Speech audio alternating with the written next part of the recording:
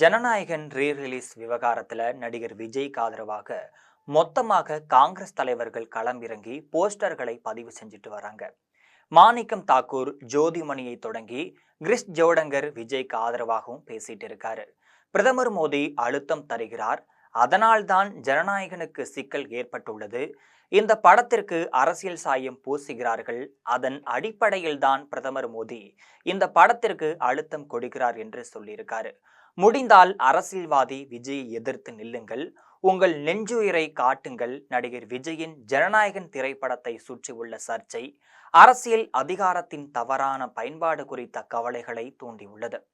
அரசியல் கருத்து வேறுபாடுகள் புரிந்து கொள்ளக்கூடியவை என்றாலும் கூட ஒரு கலைஞரின் படைப்பை இலக்கு வைப்பது ஏற்றுக்கொள்ள முடியாது.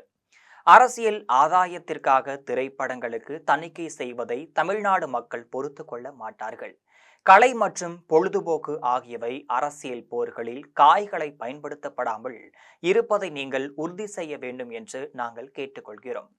அதிகாரிகள் மீது நீங்கள் கொடுக்கும் அழுத்தம் காரணமாக விஜயின் திரைப்படம் தாமதங்களை சந்தித்து வருகிறது. இது தயாரிப்பாளர்களுக்கும் ரசிகர்களுக்கும் நியாயமற்றது. கலையிலிருந்து அரசியலை விலக்கி வைப்போம், படைப்பு சுதந்திரத்தை மதிப்போம் என்று சொல்லியிருக்காரு.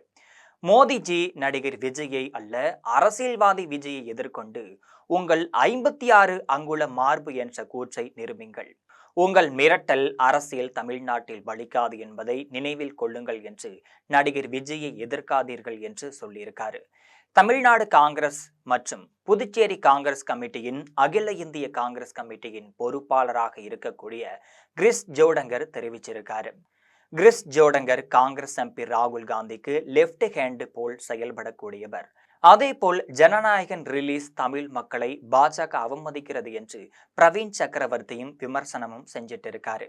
இவர் ராகுல் காந்திக்கு ரைட் ஹேண்ட் போலவும் செயல்படக்கூடியவர்.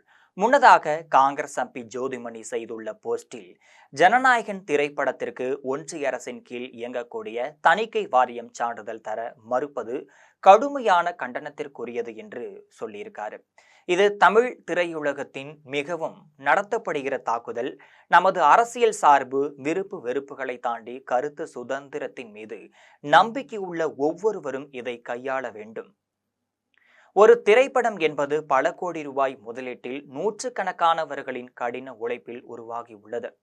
அதை இப்படி முடக்க நினைப்பது படைப்பு சுதந்திரத்திற்கு முற்றிலும் எதிரானது. அதுவும் அரசியல் காரணங்களுக்காக முடக்கப்படுவது இன்னும் ஆபத்தானது.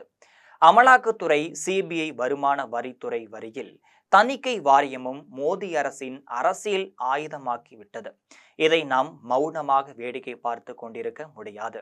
நான் தணிக்கை குழு உறுப்பினராக சில ஆண்டுகள் பணியாற்றி உள்ளேன். அதன் செயல்பாடுகளை நான் நன்கறிவேன். எண்ணளவில் இந்த தொழில்நுட்ப யுக்தியில் தணிக்கை வாரியம் என்பது காலாவதியாகி போன ஒரு அமைப்பு. ஒரு திரைப்படத்தை ஏற்பதும் மறுப்பதும் மக்கள் கையில்தான் இருந்து கொண்டிருக்கிறது. ஒரு திரைப்படத்தை நாம் தணிக்கை செய்து கொண்டிருக்கிற அதே நேரத்துல பல்லாயிரக்கணக்கான தணிக்கை செய்யப்படாத வீடியோக்கள், காட்சிகள் தொலைக்காட்சி, யூடியூப், சமூக வலைதளங்கள் மூலம் பரவி கொண்டே இருந்துட்டு இருக்கு. இதை பல கோடி பேர் பார்த்துட்டு வராங்க. இந்த சூழ்நிலையில தான் திரைப்படத்தை மட்டும் தணிக்கை செய்வதால எவ்வித மாற்றமும் ஏற்பட போவதில்லை என்பதே நிதர்சனம். பெண்களை ஆபாசமாக பேசுவது, சித்தரிப்பது, இரட்டை அர்த்த வசனங்களை பேசுவது தணிக்கை விதிகளின்படி தவறானது. ஆனால் இவை இல்லாமல் வெளிவரக்கூடிய படங்கள் மிகவும் குறைவு. தணிக்கை வாரியம் இந்த மாதிரியான விஷயங்கள்ல பெரும்பாலும் எந்தவித கவனமும் செலுத்துவது கிடையாது. சான்றிதழை மறுப்பதில்லை என்பதையும் கவனத்தில் கொள்ள வேண்டும். ஆகவே தணிக்கை வாரியம் என்பது கவலைப்பட வேண்டிய ஒரு விஷயம். அதுவரை அது அரசியல் ஆயுதமாக பயன்படுத்துவதை நாம் கடுமையாக எதிர்க்க வேண்டும். முன்னதாக மாணிக்கம் தாக்கூரும் விஜய்க்கு ஆதரவாகவும் பேசிட்டு வராரு. இதுபோல் அரசியல் பின்னணி செய்திகளை அன்றாடம் தெரிந்து கொள்ள ஜெம் தொலைக்காட்சியுடன் எப்பொழுதும் இணைப்பில் இருங்கள்.